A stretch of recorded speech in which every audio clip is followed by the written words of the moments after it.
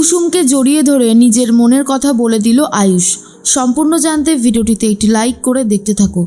গল্পের শুরুতেই দেখা যায় যে আয়ুষ নিজের ভুলটা বুঝতে পেরেছে।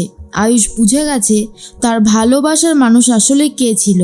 এর মধ্যে আয়ুষ ভাবে যত তাড়াতাড়ি সম্ভব কুসুমকে সে আবারও গাঙ্গুলি বাড়িতে ফিরিয়ে আনতে চায়, আর সেই জন্য ঈশানকে নিয়ে বেরিয়ে পড়েছে গ্রামের বাড়িতে যাবে বলে কুসুমকে ফিরিয়ে আনতে। এরপর ঈশান বলে, ভাইদা তোকে বারবার করে আমি এটাই বোঝানোর চেষ্টা করছিলাম, কিন্তু তুই আমার কোনো কথা শুনলি না।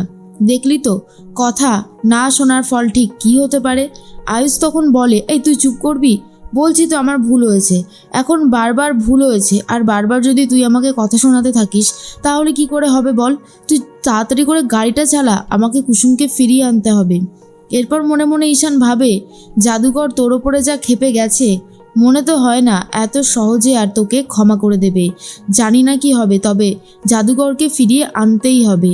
এর মধ্যেই কুসুম তার ঠাম্মার সাথে কথা বলতে থাকে আর বলে, আমি সমস্তটা সাজিয়ে গুছিয়ে রাখবো, বাড়ির কাজটা যত তাড়াতাড়ি সম্ভব শেষ করতে হবে। এরপরই ঠাম্মি বলে, তুই একা একা কী করে শেষ করবি রে?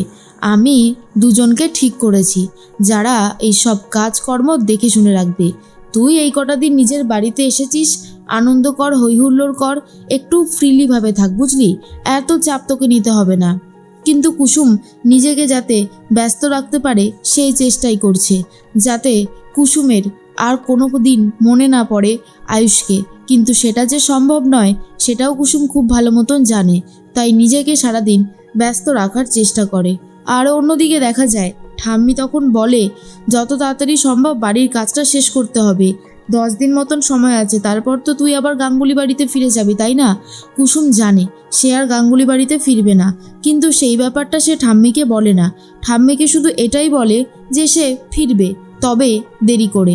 এরপরই ঠাম্মি বলে, যে দুজনকে আমি ঠিক করব বলে ভেবেছিলাম তারা চলে এসেছে, রাজা আর হ্যাবলা। আয়ুষ আর ঈশানকে দেখার পরেই কুসুম বুঝতে পেরে যায় ওনারা দুজন এসেছে, কিন্তু কেন এসেছে সেটা প্রথমে বুঝতে পারিনি। এরপরেই ঠাম্মি বলে, শোনো, তোমরা সব কাজ দেখে শুনে রাখতে পারবে তো? আয়ুষ বলে, নিশ্চয়ই পারবো। আরে এইটুকু কাজ দেখে শুনে রাখতে পারবো না হয় নাকি? তাই আমরা সবটা দেখে শুনে রাখবো, আপনি একদম চিন্তা করবেন না। এরপরেই ঠাম্মি বলে, ঠিক আছে, তাহলে তোমরা কাজে লেগে পড়ো। আমি এক কাজ করি, কুসুমকে বলি তোমাদের জন্য চা বিস্কুট এনে দেবে। এরপরেই ঠাম্মি একটু সাইড হয়ে যেতেই আয়ুষ কথা বলতে থাকে কুসুমের সাথে। এরপর কুসুম বলে, কি ব্যাপার ছোট সাহেব, আপনারা এখানে কেন এসেছেন এইভাবে, আর কেনই বা ছদ্মবেশ নিয়ে এসেছেন? তখনই আয়ুষ বলে, কুসুম আমার কথাটা একবার শোনো। কিন্তু কুসুম আয়ুষের আর কোনো কথা শুনতেই চায় না। বলে, কেন? আপনি তো যেমন যেমন বলেছিলেন তেমন তেমনই হয়েছে। আমি তো ওই বাড়ি ছেড়ে চলে এসেছি যাতে আপনাকে আর আমার মুখ দেখতে না হয়। তারপরেও যে আপনি এই জিনিসগুলো করছেন, এইটা কিন্তু ঠিক হচ্ছে না ছোট স্যার। তখনই আয়ুষ বলে, তুমি শুধু শুধু আমার ওপর রাগ করছো, একটাবার আমার কথা শোনো।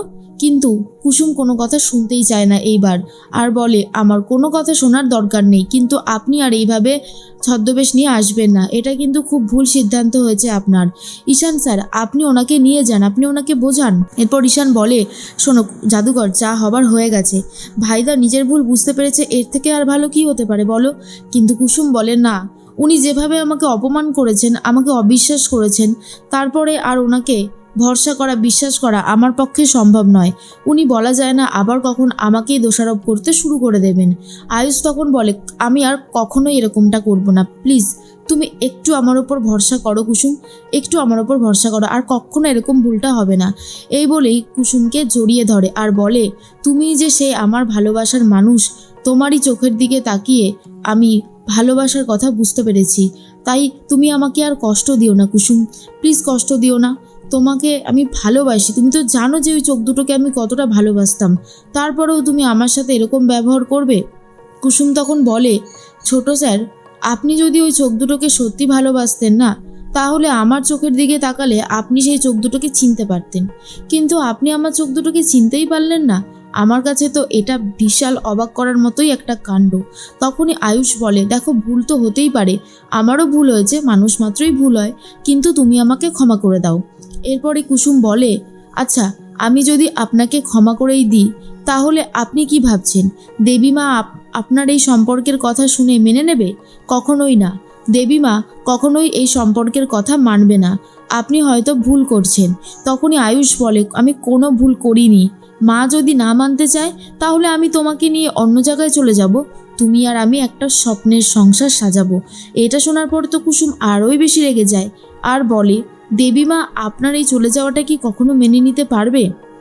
দেবীমা অনেক কষ্ট পাবে। আর আপনি এইভাবে চলে যাওয়ার কথা বলছেন, এইটা কিন্তু আপনি ভুল কথা বলছেন। আপনি কিন্তু এই কাজটা মোটেই ঠিক করলেন না ছোট স্যার। আয়ুষ তখন কি করবে নিজেই বুঝে উঠতে পারছে না। আয়ুষ যেই ফুলের মালাটা নিয়ে এসেছিল কুসুমকে দেওয়ার জন্য, সেই মালাটা তো কুসুমকে দেয়, কিন্তু কুসুম এটা আবার ফিরিয়ে দেয় আর বলে, আমার পক্ষে এই মালাটা নেওয়া সম্ভব নয়। এরপরেই কুসুম বুঝতে পেরে যায় যে আয়ুষ ভালোবাসার মানুষকে চিনে ফিরিয়ে নিয়ে যেতে এসেছে। কিন্তু কুসুম বিশ্বাস করে দেবীমা গাঙ্গুলি বাড়ির কেউই এই সম্পর্কটাকে মেনে নেবে না। তাই এই সম্পর্কটাকে এখানেই শেষ করে দেওয়া বুদ্ধিমানের কাজ হবে। এরপরে আয়ুষ ভাবে কী করে কুসুমকে ফিরিয়ে নিয়ে নেওয়া যায়। এরপর ঠাম্মি আয়ুষকে আর ঈশানকে একটার পর একটা কাজের দায়িত্ব দিতে থাকে, কিন্তু কুসুম খুব ভালো মতন জানে তারা দুজনা এই কাজ কিছুতেই সামলে উঠতে পারবে না। এরপর কুসুম বলে, ছোট স্যার, আপনি যে নিজের পরিচয় লুকিয়ে এখানে এসেছেন কাজ করবেন বলে, গ্রামের কেউ যদি জানতে পারে আমাকে কতটা ছোট করবে বুঝতে পারছেন? প্লিজ আপনি এরকমটা করবেন না। আপনি ফিরে যান। চন্দননগরে আপনার জন্য সবাই অপেক্ষা করছে। দেবীমা কষ্টের মধ্যে দিন কাটাচ্ছে, আপনাকে ছেড়ে দেবীমা থাকতে পারে না। আপনি প্লিজ চলে যান। কিন্তু আয়ুষ বলে, না কুসুম, তোমাকে নিয়ে যাব তবেই এখান থেকে যাব, না হলে আমি এত সহজে এখান থেকে কিছুতেই যাব না।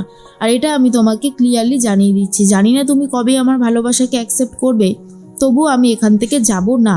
এরপর আয়ুষ আর কুসুম কথা বলতে থাকলে ঈশান ভাবে জাদুঘর রাগ করেছে, আর সেটাই স্বাভাবিক। ভাইদাকে বারবার করে বলেছিলাম, কিন্তু ভাইদা আমার কোনো কথা শোনেনি।